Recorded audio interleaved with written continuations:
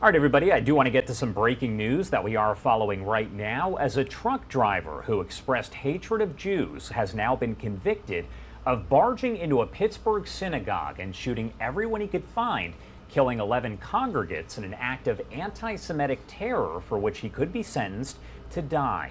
The guilty verdict was pretty much a foregone conclusion after Robert Bauer's own lawyers conceded at the trial's outset that he attacked and killed worshippers at the Tree of Life Synagogue on October 27, 2018, in the deadliest attack on Jews in U.S. history.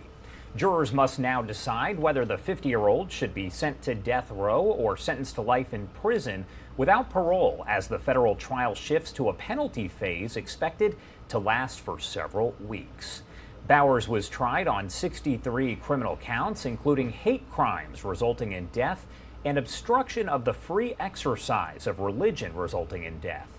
His attorneys had offered a guilty plea in return for a life sentence, but prosecutors did refuse, opting instead to take the case to trial and pursue the death penalty.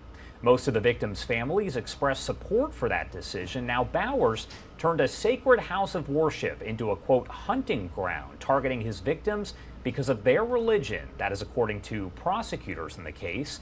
Reading the names of each of the 11 victims he killed, prosecutor Mary Hahn asked the jury to hold this defendant accountable and hold him accountable for those who cannot testify. So again, that truck driver now found guilty in the Pennsylvania synagogue massacre that happened back in 2018. That case now entering the penalty phase. It is now 12:13 on the East Coast and 9:13 on the West Coast. A quick 2-minute commercial break, and on the other side, back to your top stories and live events.